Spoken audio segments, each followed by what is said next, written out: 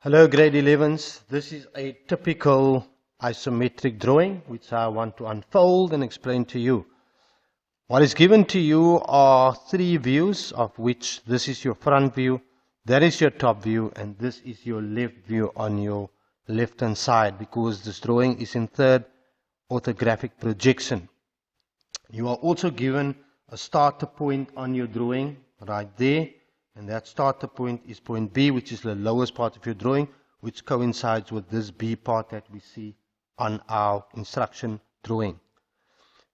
You need to convert, according to the instructions, this orthographic views that you see here, which are in 2D format, of the sliding guide into an isometric drawing, which is a 3D drawing using a scale of 1:1. Please make sure that B is your lowest point, and that whatever's on the right hand side of B, that is going to be your length, and whatever on your left hand side, which is the shorter distance, is going to be your width, and whatever is going to be on top here is going to be your height.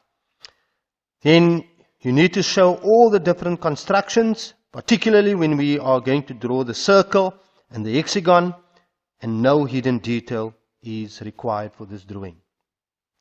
So the first thing that you are going to do is to analyze the different views. Make sure that you understand how the three views are communicating with each other.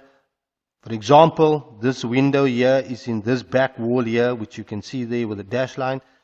This is the base here that lines up, and there's a slot here or a channel at the bottom that goes right through, and you can see that indicated with a dash line. Things like that you need to ensure.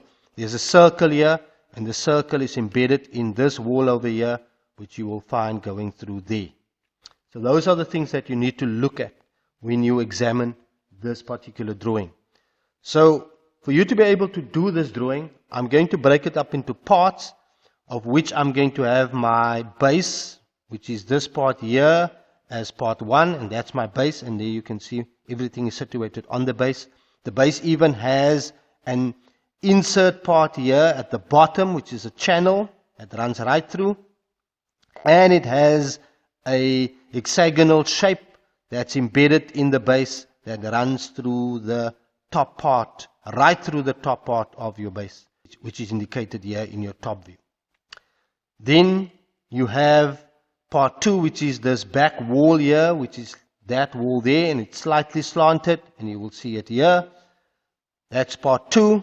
And the back wall has a circle in it. There, it's indicated with a dash line. And then, of course, part 3 is going to be this wall that forms a 90-degree angle to the back wall. And that side wall there is going to be this wall that you see here, also slanting from that point down to this point over here. And in that back wall you will find there is a rectangular window that's evident there. And the window goes right through. So these are the different components. My advice to you is to start with your base, and then you are going to work your way to the back wall, and then you are going to do your side wall that forms a 90 degrees.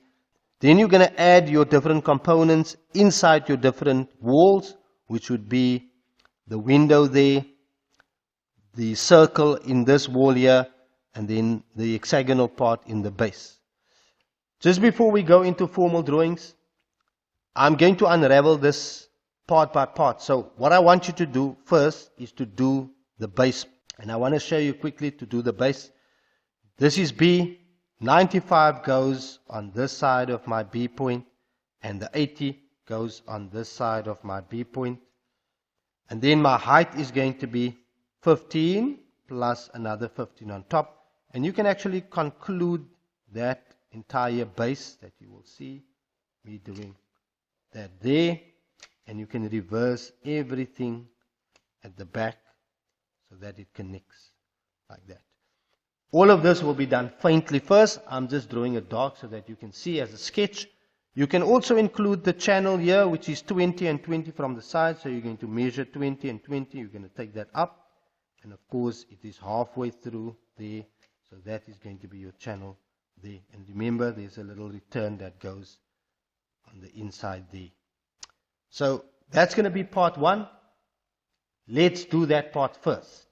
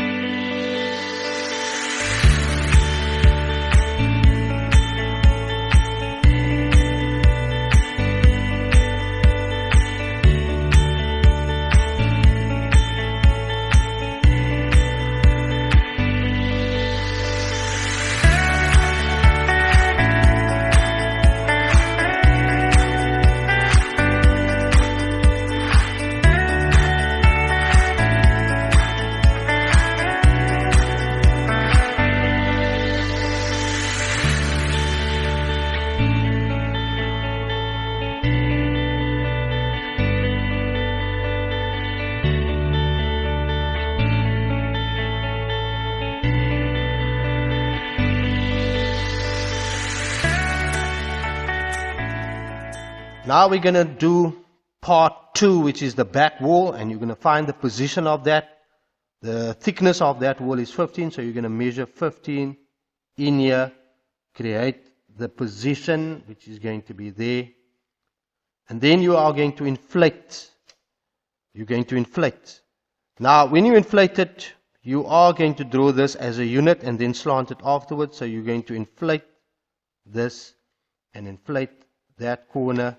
You're going to inflate this corner here, going up. All of these, and then you're going to just draw that like that and return it on the other side. So that's what you're going to do to the back part. And then once you have that, you can actually insert the slanted section, and you're going to measure 65 from this side here. And if that is your 65, you will slant this directly down here and directly down there. Okay. That is the second part which you are going to draw.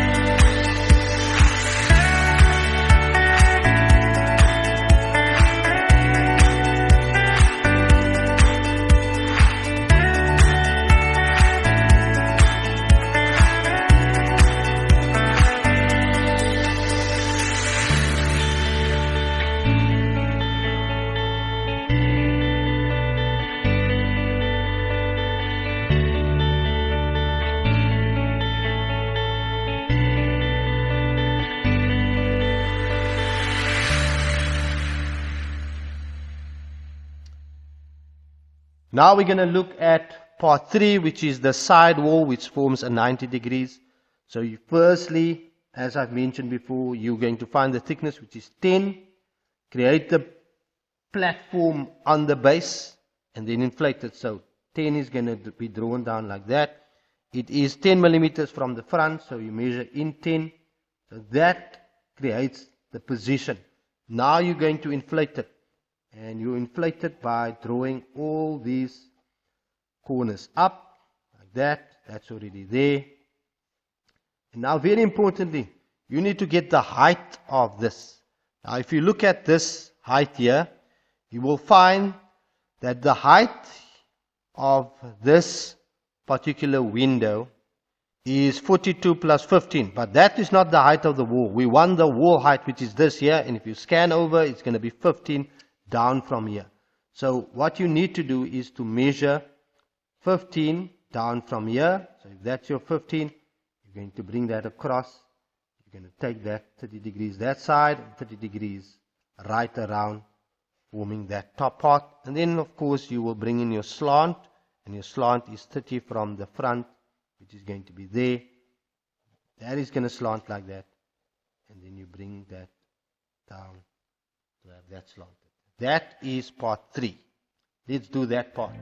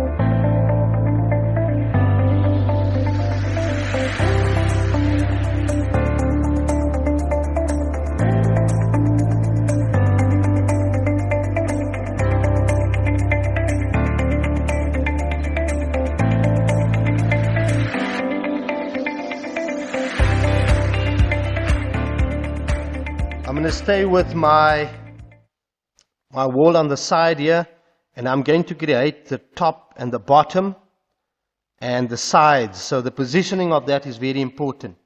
So for me to be able to get the heights, the different heights here, I need to go back here where it says 42 plus 15. So the window is in fact 15. But from here to there, you will see it's 42. I'm going to measure 42 on this side here. So I'm going to measure 42 here. So there is going to be my 42. Keep in mind, learners, that the 42 is the bottom and the 15 is the top, which is also the center of my circle. So I'm going to draw it here so that it be taken right around. So that's my 42, and on top of that 42 I'm going to have 15. So that's going to be my 15 here. So both these lines is on the straight line, not on the slant. So I'm going to take them over like that onto this corner here, and then I'm going to bring them 30 degrees across. All I need to do is to find the sides, and for that I'm going to need 25 from the outside, and the actual size of the window is 25 as well. So because this is my back corner, I'm going to extend that line a little bit, measure from there 25, and then another 25 will be there. And what I am going to do, however, is I'm going to bring this across so that it's on this surface here, and then bring that down. And by doing so, I will have my window position. Now while I'm at it, I know my window has depth, so I'm going to take that 30 degrees across. And this distance here, which is 10, will be measured here. So that's going to be 10 as well, because that's the depth.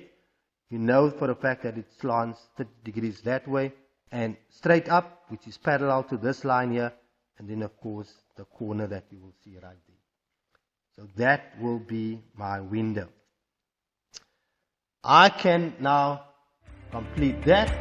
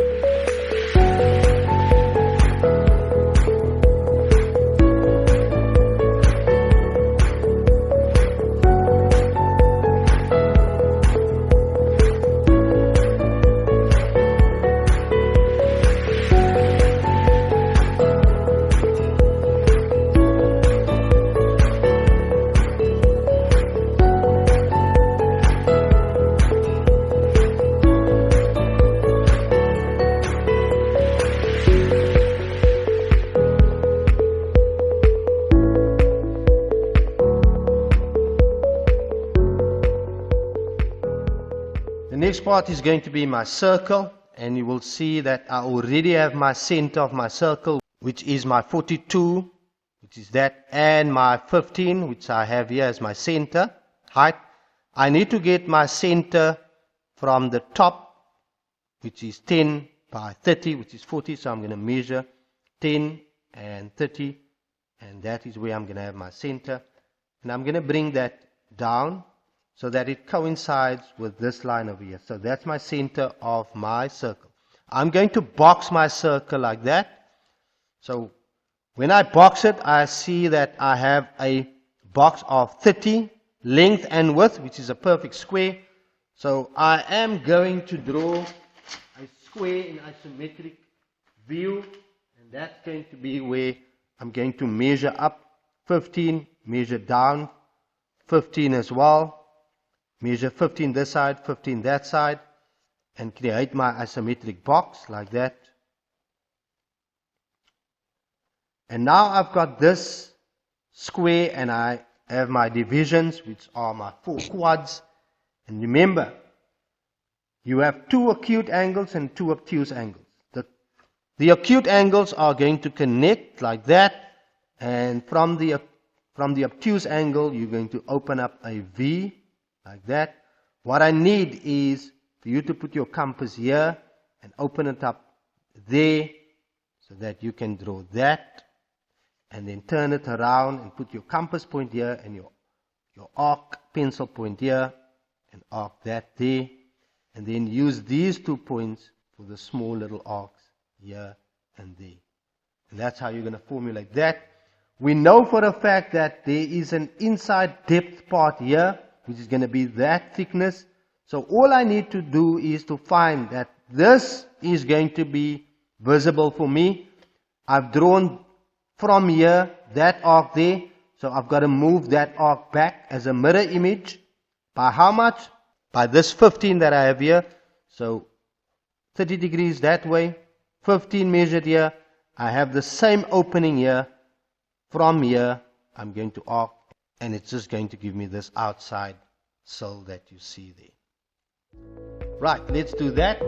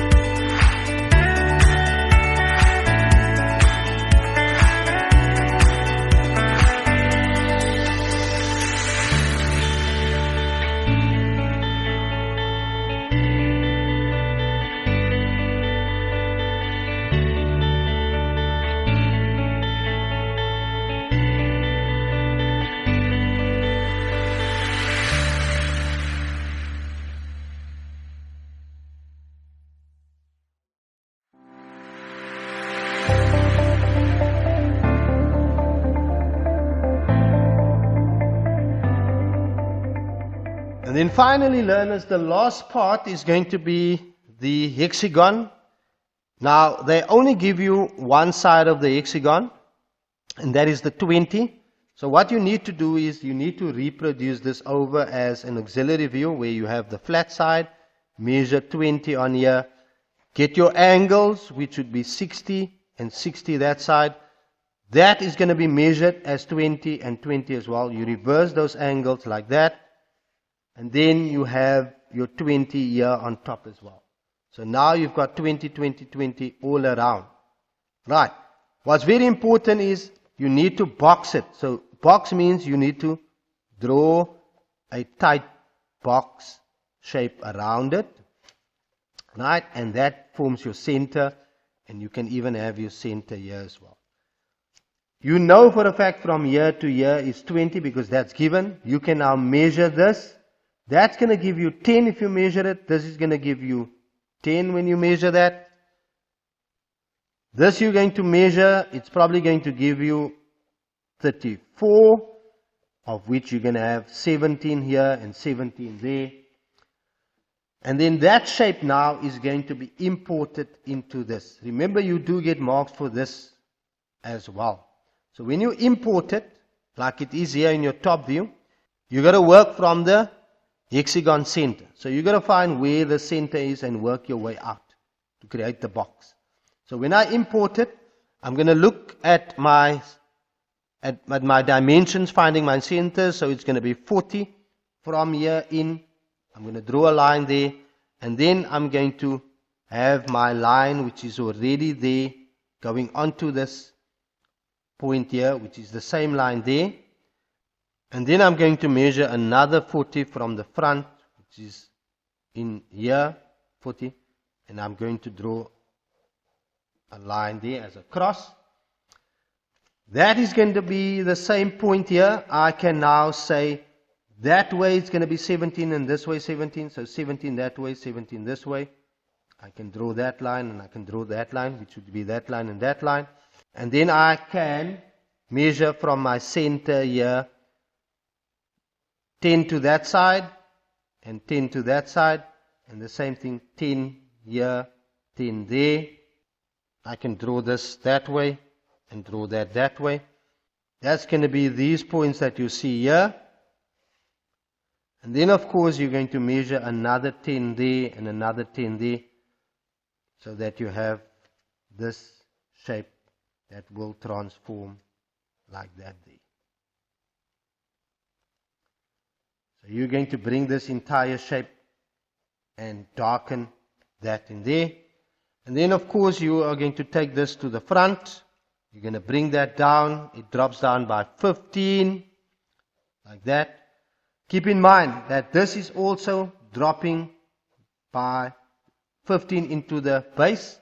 So you're going to measure 15.